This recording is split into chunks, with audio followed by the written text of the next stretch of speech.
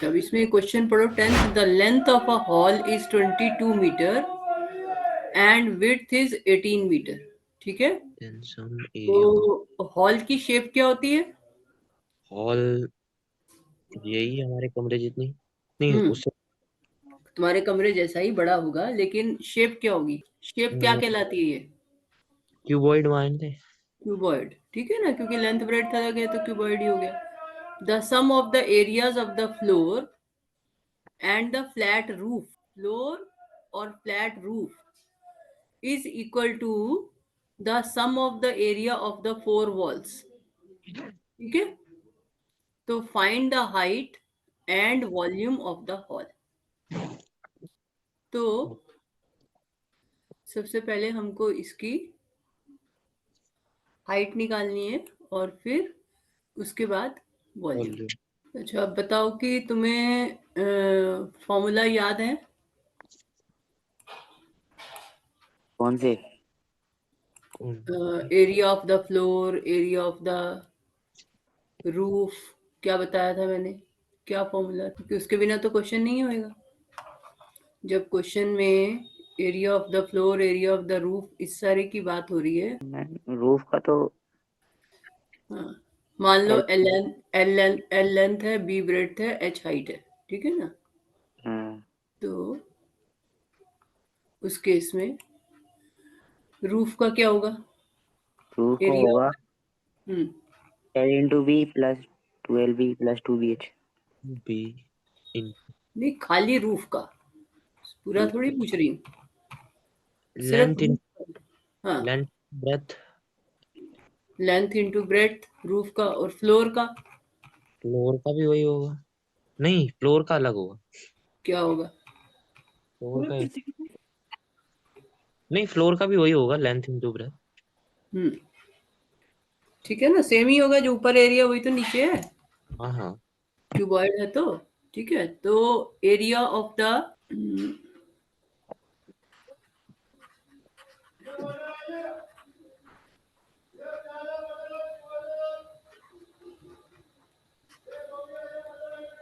Area of the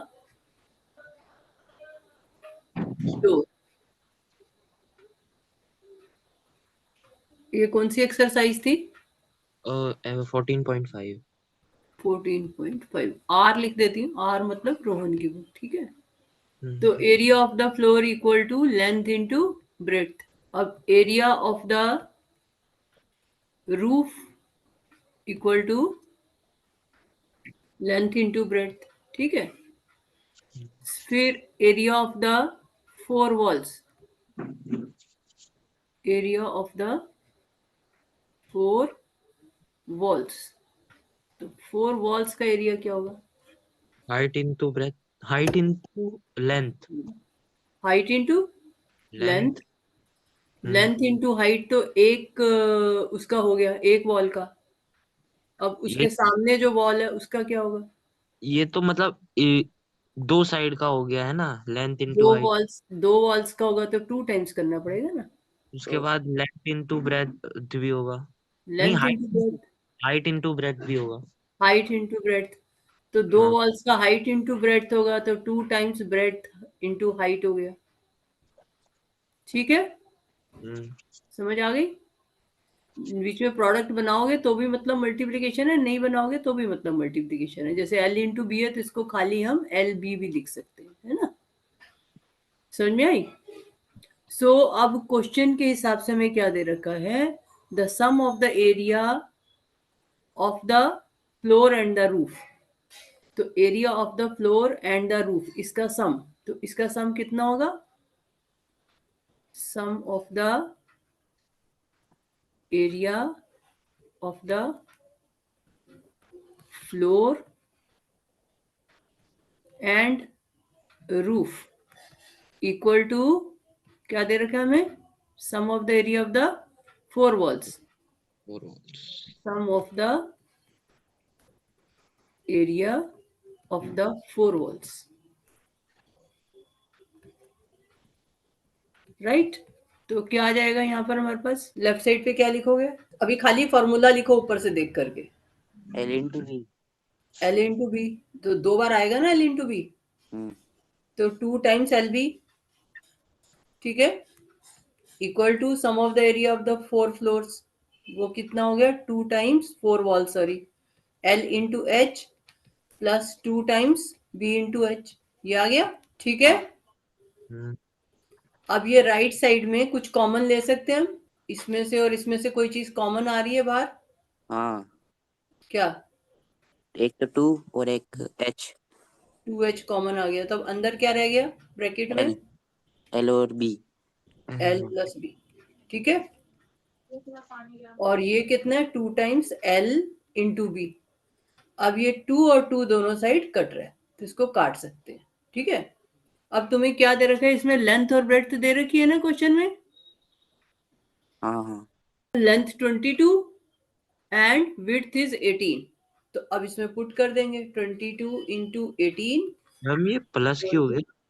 कहाँ पे, ये length plus B, L V plus bracket.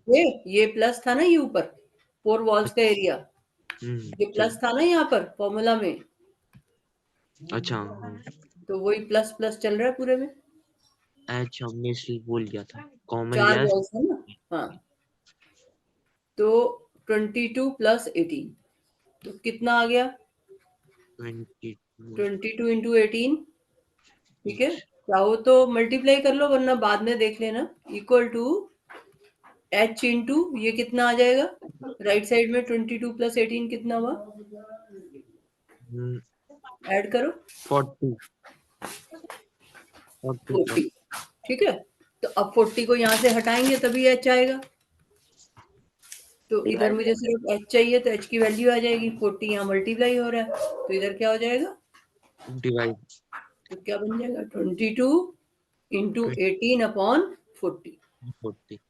इसीलिए मैंने तुमसे मल्टीप्लाई अभी नहीं करवाया था, मैंने सोचा कटेगा तो काट देंगे ना, है ना, क्यों मेहनत करें। तो अब देखो ये ऊपर नीचे कुछ कट रहा है, कट रहा है, कट रहा है। हाँ बताओ किसको किससे 2 काटो, 2 से 2 मतलब 2 से दोनों से कट रहा है 40। तो 2 से 22 हो गया 11, और 2 से 40 हो गया 20, है ना। हाँ, अब 18। 18 और 20 को काटो, 2 9 द 18, और ये हो गया 10, तो सिंपल हो गया ना, देखो कितना आ गया, h इक्वल टू किसके आ गया 99/10। 99/10, तो 99/10 कितना होता है 9.9। 9.9, ठीक है।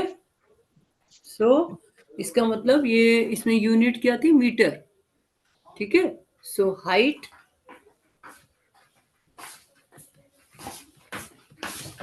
इक्वल टू 9.9 मीटर, ठीक है, समझ आ गया बेटा, क्लियर, दोनों को ही क्वेश्चन कॉपी कर लिया, नहीं कर लिया तो मैं स्क्रॉल करती हूँ, कर लिया कर। Yes ma'am. तो मैं पूछ रही थी इसका वॉल्यूम भी निकालना है, तो वॉल्यूम का क्या फॉर्मूला होता है क्यूबॉइड में, हेलो, हेलो। हाँ वॉल्यूम का फॉर्मूला बोलो, 2 पाई आर 2 पाई कहाँ से आ जाते हैं, क्यूबॉइड की बात है बेटा, वर्ड वाला है, यू वर्ड का वाला। L into B into H। हाँ तो रोहन फॉर्मूला क्यों नहीं याद कर रहे तुम, वॉल्यूम वो सामने कुछ उसको। Volume equal to L into B into H, ठीक है, तब ये फाइंड आउट करो, h को 9.9 भी देख सकते हो और 99/10 भी देख सकते हो, तुम्हारी मर्जी है, जैसे मर्जी कर लो। क्या यूनिट आएगी इसमें वॉल्यूम में, मीटर मीटर, क्यूब क्यूब। हाँ, हो गया मैम, हो गया। हो गया। हाँ। रोहन तुमने कर लिया, हाँ हाँ कर लिया। अच्छा, तो अब ये नेक्स्ट है 11th question, a solid cube is cut into 2 cuboids of equal volume, find the ratio of the total surface area of the given cube and that of one of the cuboids, तो हमें surface area की ratio निकालनी है, a solid cube is cut into 2 cuboids of equal volume, तो इसका क्या मतलब हुआ, क्वेश्चन नंबर 11, ठीक है, let edge of the cube, मतलब side of the cube, equal to L. ठीक है, तो अब इससे दो क्यूबॉइड बनाए गए ऑफ इक्वल वॉल्यूम। तो क्यूब से दो क्यूबॉइड कैसे इक्वल वॉल्यूम के बनाएंगे, उसको काट के। ठीक है, तो कैसे निकालेंगे बताओ, कैसे हैंडल करोगे?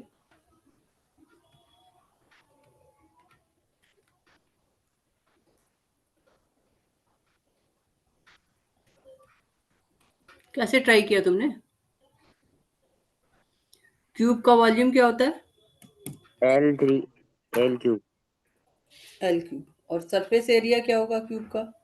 6 square। 6L square. हाँ, ठीक है, into two cuboids of equal volume. जैसे तुम्हारा रूम है, उसको सोचो, मान लो तुम्हारा रूम क्यूब क्यूब शेप का है। ठीक है, अगर रूम तुम्हारा क्यूब शेप का है और उसको तुम सेंटर से पार्टीशन कर दोगे, ठीक है, अगर सेंटर से तुमने अपने रूम को पार्टीशन कर दिया, क्यूब क्यूब समझ रहे हो ना, कि सारी साइड्स उसकी इक्वल है, लेंथ ब्रेड्थ हाइट सब इक्वल है। तुमने अगर उसको सेंटर से पार्टीशन कर दिया, तो उसकी लेंथ, जो क्यूबॉइड बनेगा उसकी लेंथ क्या होगी? उसकी लेंथ वही होगी। पहले मैं जो ये लिख लूं formulas. Volume of the cube लिख रही थी, और क्या था? Surface area. हाँ, surface area of the, surface area. Length उसकी आधी हो जाएगी। हाँ, good. Surface area of the cube equal to six और एल। ब्रेथ ठीक है, ब्रेथ उसकी ब्रेथ तो लेंथ आधी हो जाएगी, हाँ, और ब्रेड्थ सेम ही रहेगी। और हाइट, हाइट भी वही रहेगी, सेम ही रहेगी। हाइट सेम रहेगी। ठीक है, तो इसका मतलब लेंथ ऑफ क्यूबॉइड, जो हमने क्यूबॉइड बनाया, that is equal to L/2। ठीक है, और breadth of cuboid equal to L। कितनी आएगी ब्रेड्थ ऑफ क्यूबॉइड? जब तुमने अपने L/2 L/2 क्यों आएगी? नहीं नहीं। तुमने अपने कमरे को हाफ में डिवाइड कर दिया, ठीक है ना। तुमने कहा आधे में मैं रहूंगा, आधे में मेरा भाई रहेगा, बीच में मम्मी एक पार्टीशन डाल दो, ये मुझे तंग करता है। तो मम्मी ने एक पार्टीशन बीच में डाल दिया, मान लो एक पर्दा ही लगा दिया बीच में, आधा आधा कर दिया कमरा।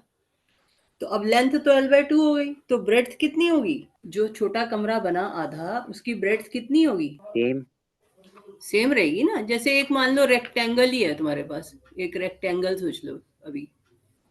अब इस रेक्टेंगल को तुमने हाफ में ऐसे डिवाइड कर दिया, तो लेंथ तो L/2 हो गई, लेकिन ब्रेड्थ तो जितनी पहले थी उतनी ही रही ना, जितनी छोटी रेक्टेंगल की उतनी बड़ी रेक्टेंगल की रहेगी ना। तो अगर ब्रेड्थ L थी तो L ही रहेगी, जितनी ब्रेड्थ थी उतनी सेम ही रहेगी ना, हम्म। है ना। और हाइट भी सेम रहेगी कमरे की, हमने तो सेंटर से पार्टीशन डाला है। ठीक है, तो breadth of the cuboid equal to L ही आएगी। और हाइट, क्योंकि क्यूब को हम कर रहे हैं ना, क्यूब को डिवाइड कर रहे हैं ना दो पार्ट्स में, height of cuboid equal to, क्या लिखेंगे? Height of cuboid. Height of cuboid क्या लिखोगे? सेम मतलब वो भी तो। लिखेंगे वो भी लेंथ। एल, एल ही लिखेंगे। हम्म। हम्म। तो surface area of cuboid, surface area of cuboid, so this equal to, क्या होता है formula? Surface area of cuboid equal to, क्या फॉर्मूला होता है क्यूबॉइड का? 2 LB हम्म प्लस 2BH हम्म अब यहाँ पर लेंथ जो है L/2 है, तो सीधा L/2 ही लिख दो, ठीक है ना, वरना कंफ्यूजन हो जाएगा। लेंथ L/2 है ना, 2 into L/2 into B, length into breadth plus 2 बाहर ही रहने दो, 2, चलो कोई बात नहीं, 2b, ब्रेड कितनी है L और h कितना है L, ठीक है। और अब इन दोनों का प्रोडक्ट रह गया 2 times L/2 into L height, ठीक है। समझ आ गया रोहन, समझ आ गया नहीं? Yes ma'am. अच्छा, ब्रेड भी L थी, ब्रेड की जगह L ही लिखो, ठीक है। Length into bread into height और लेंथ इंटू हाइट, तो ये 2 से 2 कट गया, इस 2 से 2 कट गया, तो ये तुम्हारे पास आ गया L² plus 2L² plus L², तो कितना आ गया, ये ऐड करो, कितना आया? ऐड करना है, देखो ऐड नहीं करना, 4L²। 4L², ठीक है। रोहन तुम्हें समझ आ रहा है 4L² कैसे आया? यस मैम, वो उसको पहले प्लस कर दिया फिर उसको मल्टीप्लाई हाँ, कर L² मान लो हाथी है, 2 हाथी प्लस 1 हाथी प्लस 1 हाथी, यही तो हुआ। ठीक है ना। यस। L² को अपने माइंड में सोचो हाथी, तो 2 हाथी, 1 हाथी प्लस 2 हाथी प्लस 1 हाथी, तो कितने हो गए? 4 हाथी, तो 4L², ठीक है। समझ आ गया? Yes ma'am.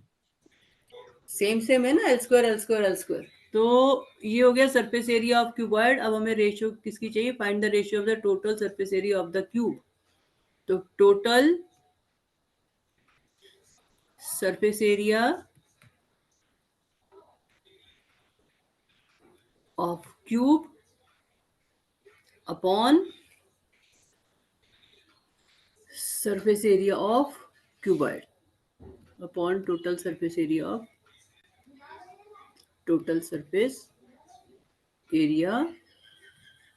of one cuboid, ठीक है ना। एक ही क्यूबॉइड लेना, दोनों नहीं लेने। तो ये हमारे पास किसके इक्वल आ गया? सरफेस एरिया ऑफ क्यूब कितना था? 6L², हाँ, और क्यूबॉइड का कितना था? 4L², और 2 3 द 6, 2 2 द 4, तो 3/2 आ गया, हाँ, ठीक है। तो आंसर क्या होगा? ठीक है, ठीक 3:2, जब रेशियो का क्वेश्चन होता है तो 3:2, 2। ठीक है। Clear question? हाँ, देखो यही आंसर है। हाँ यही हाँ, यही आंसर। चलो नेक्स्ट देखो। हेलो मैम, हम्म ये नेक्स्ट तो मैंने आधा करा था, मतलब ये रेक्टेंगुलर स्विमिंग पूल का पहले वॉल्यूम निकालेंगे। अच्छा, जरा मैं पढ़ लूं, हाँ, कर लो। फिर बताना। ये है a rectangular swimming pool 30 metre long, 20 metre wide and 1.5 metre deep is to be tiled. देख, क्या मतलब है इसका? इज टू बी टाइल्ड, मतलब इसमें टाइल लगानी है। हाँ वेरी गुड, उसमें टाइल्स लगानी है। If each tile is 50 centimetre by 50 centimetre, how many tiles will be required, required. ठीक है। तो हाँ, अब हमें उसके अंदर टाइल्स लगानी है। तो अगर हमें स्विमिंग पूल में टाइल्स लगवानी है, तो टाइल्स जो है कहाँ पे लगती हैं? अंदर की तरफ। अंदर की तरफ लगती हैं, ठीक है। तो किस किस जगह टाइल लगेगी अंदर की तरफ? सारी जगह पे। नहीं, सारी जगह पे तो लगेगी, जैसे मतलब बेस पे लगेगी, ठीक है। और कहाँ लगेगी? चारों दीवार वॉल्स पे। पे लगेगी और बेस पे लगेगी। चारों दीवारों पे और बेस पे लगेगी, ठीक है। तो टाइल्स निकालने के लिए हमें क्या चाहिए होगा फिर? हमें चाहिए होगा वॉल्यूम ब्रेथ। निकालनी। है? वॉल्यूम। क्यों? मान लो तुमने अपने घर में टाइल्स लगानी है, जमीन पे और दीवारों पे, ठीक है ना। तो तुम वॉल्यूम निकालोगे? नहीं, कमरे को क्या टाइल्स से भरना है तुमको? नहीं, छत तो तक? नहीं। लेंथ इनटू काटेंगे। वो बाद में करना, पहले क्वेश्चन समझो। बेटे देखो, अगर तो तुम्हें उसको छत तक भरना है टाइलों से, है ना, अगर हमें कमरे को छत तक भरना है टाइलों से, तो हम पूरे ऊपर तक टाइलें अगर भर रहे हैं तो हमें वॉल्यूम की जरूरत पड़ेगी। लेकिन अगर हम खाली टाइल लगा रहे हैं फ्लोर पे और फर्श पे, छत तक नहीं लगा रहे, है ना, एक एक लेयर लगा रहे हैं ना टाइल की, हाँ हाँ है ना, फर्श पर एक लेयर बनाएंगे और दीवार पे एक एक लेयर बनाएंगे। पूरा कमरा तो टाइलों से नहीं भर देना हमको। तो अगर हमको छत तक पूरा कमरा नहीं भरना है, या तो हमें एक के ऊपर एक के ऊपर एक टाइलें लगानी है, तो हम वॉल्यूम की बात करें, हमें तो खाली जमीन पे लगानी है, एक लेयर जमीन पे और एक एक लेयर दीवारों पे लगेगी। तो हमें क्या चाहिए होगा, कमरे का या स्विमिंग पूल का क्या चाहिए होगा? चाहिए रूफ वो का एरिया, नहीं ओ बेस का area, area of the base, और लेंथ भी चाहिए होगा। एरिया ऑफ द बेस चाहिए, और जैसे वॉल्स ये है का। मान लो स्विमिंग पूल, तो तुम्हें यहाँ यहाँ टाइल लगानी है, लगानी है ना, ऐसे लगानी है ना, और इधर लगानी है दीवार पे, ठीक है, भरना नहीं है हमको, सिर्फ इस एरिया में टाइल लगेंगी पूरी दीवार पे, चारों दीवारों पे और बेस पे, ठीक है। हाँ, तो हमें क्या चाहिए होगा, अपने कमरे को देखो और फिर मुझे बताओ, तुम्हें अपने कमरे में लगानी है तो कहाँ कहाँ क्या क्या क्या चाहिए होगा तुम्हें? कमरे में चारों दीवारों पे स्विमिंग पूल अपना कमरा समझ लो, तो चारों दीवारों पे लगानी है। अगर हम छत हटा दें कमरे की तो स्विमिंग पूल बन गया, है ना। तो चारों दीवारों पे लगाना है और फ्लोर पे लगाना है, तो मुझे क्या चाहिए होगा? एरिया ऑफ फ्लोर और वॉल, और वॉल का। वॉल का। तो हमें इसमें चाहिए area of floor and walls, ठीक है ना। तो अब फ्लोर का एरिया तुम्हें पता है कितना होता है? हाँ, कितना होता है? Oh L into B, L into B. और वॉल्स का कितना होता है? 2VH plus 2VH, 2 two B H, हाँ, प्लस प्लस 2LH। 2LH, ठीक है। रोहन, तुम्हें समझ आ गई बात? Yes ma'am. Hmm. Yes ma'am. अब तुम्हें ये सारी डायमेंशन दे रखी हैं, तो इसका सरफेस एरिया निकालो, लेंथ ब्रेड्थ हाइट तीनों चीजें दे रखी है ना, तो निकालो, पुट करो और निकालो और मुझे आंसर बताओ। करो अपने आप, पुट करो अपने आप और आंसर निकाल के बताओ मुझे कितना आ रहा है सरफेस एरिया, कितना आ गया? 750। 750। चलो रोहन, गौरव तुम भी करके बताओ क्या आ रहा है। ये 1.5 दे रखा है। गौरव तुम्हारा कितना है? रोहन यूनिट क्या आएगी? यूनिट आएगी हमारी मीटर भी, metre. Metre square, metre square ही आएगी। हाँ, हाँ। एरिया है ना, तो स्क्वायर आएगी। देखो दो चीजें मल्टीप्लाई हो रही है ना, लेंथ और हम्म ब्रेड्थ। तो मीटर मल्टीप्लाइड बाय मीटर क्या होता है? Meter square. जब तीन चीजें मल्टीप्लाई होती हैं तो मीटर मीटर मीटर तीन बार आता है, तो मीटर क्यूब हो जाता है ना। हम्म इसमें दो बार मल्टीप्लीकेशन होती है ना एरिया में, दो दो चीजें मल्टीप्लाई हो रही है ना एट ए टाइम एरिया में, तो इसलिए मीटर स्क्वायर, कंफ्यूजन की कोई बात ही नहीं है। लेंथ है तो मीटर, लेंथ और ब्रेड्थ मल्टीप्लाई होती है तो मीटर स्क्वायर, और हाइट भी मल्टीप्लाई हो जाती है तो मीटर क्यूब। यहाँ पर दो ही तो एट ए टाइम मल्टीप्लाई हो रहे हैं, बी और एच मल्टीप्लाई होगा तो भी meter square, L H multiply होगा तो भी मीटर स्क्वायर, ठीक है। मैम हेलो, हाँ, मैम मेरा तो 2100 आ रहा है। तुमने 1.5 लिया डेसिमल। हाँ हाँ हाँ, डेसिमल तो उसमें डेसिमल लगा के 21.00। 21.00 21 आ रहा है। पहला पहला तो 13 into 20 600, तो यही हो गया, हाँ, ठीक है ना। 600 तो यही हो गया, प्लस 2 टाइम्स बी कितना है 20 इंटू और मल्टी, 1.5, हाँ 600। प्लस 2 इंटू एल कितना है 30 इंटू 1.5, हाँ। तो 600 प्लस ये कितना आया तुम्हारा? 8 60 आएगा वो। 600 आया, तो एक के बाद डेसिमल लगाओगे ना, हाँ। तो 60 आया ना ये। हाँ 60 है। यहाँ डेसिमल आएगा ना, 60.0 बन रहा है ये। तो फिर मैम ये 30, ओ तो 90 आएगा। ये हाँ, 30 इंटू 30 90, 900 आ गया, और एक के बाद डेसिमल लगेगा। 90 तो 90 हो गया। तो ये हो गया तुम्हारा 600 प्लस 60 प्लस 90। अब ऐड करो कितना आता है, 750 ठीक है ना। तो 750 मीटर स्क्वायर एरिया हुआ। अब उसके बाद टाइल का एरिया क्या दे रखा है, टाइल दे रखी है 50 centimetre by 50 centimetre each tile. तो area of tile, area of a tile, एक टाइल का एरिया तो 50 सेंटीमीटर है और ये मीटर में है, तो सेंटीमीटर को फिर या तो मीटर में करो, है ना।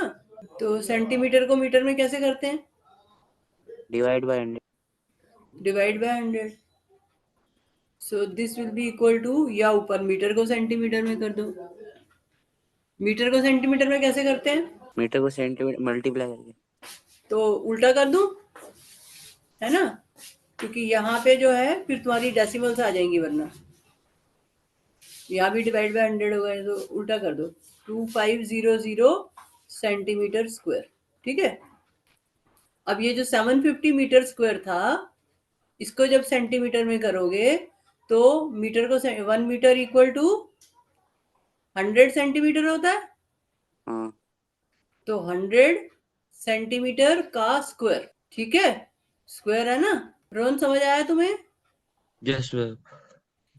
तो 2 बार मीटर है ना, तो हमारे पास 100 सेंटीमीटर इंटू 100 सेंटीमीटर बनेगा।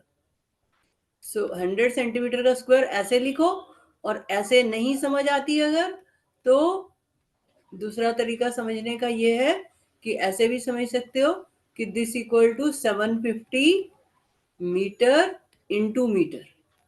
तो दोनों मीटर की जगह पे 100 लिख दोगे तो भी वही आएगा 100 स्क्वायर, ठीक है ना। 750 पहले वाले मीटर की जगह 100 सेंटीमीटर, और दूसरे वाले मीटर की जगह भी 100 सेंटीमीटर।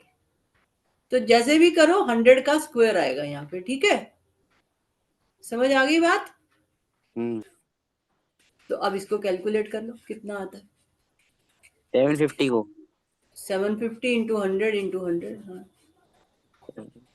4 जीरो लग जाएगी, जीरो के बाद 4 जीरो लग जाएंगे, ठीक है। तो अब कितनी नंबर ऑफ टाइल्स चाहिए हमको, कैसे निकलेगा number of tiles.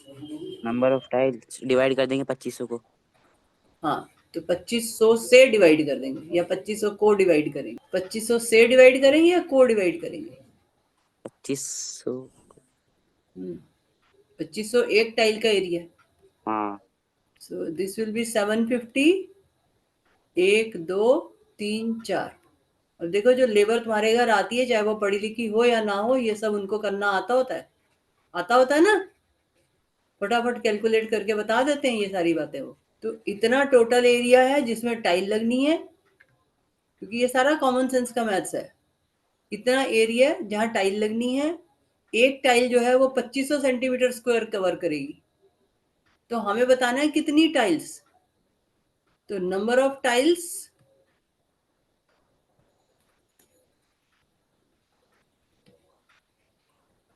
Required equal to 750 और फिर 4 जीरो थी, डिवाइडेड बाय 2500। यही आया ना। सो ये कट जाएगा, इसको ऊपर नीचे लिख दो, लॉन्ग डिवीजन की जरूरत नहीं है। इतना तुम्हें समझ आना चाहिए मैथमेटिक्स कि कहाँ लॉन्ग डिवीजन चाहिए कहाँ नहीं चाहिए। तो सीधा सीधा दिखाई दे रहा है कि कट जाएगा, 0 से 0 कट गई। और 25 और 75 में कोई रिलेशनशिप होता है हाँ, क्या।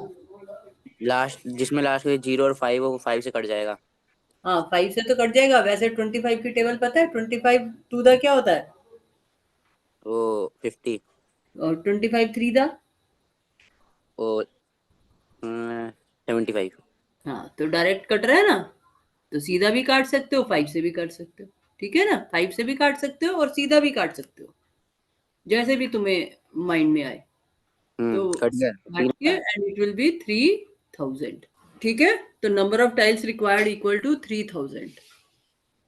क्लियर। 5 से करोगे तो भी वही आएगा, 2 बार काट के। कुछ नहीं समझ में आया तो बोलो। हाँ बताओ, कोई डाउट है इसमें एक्सरसाइज में। No ma'am.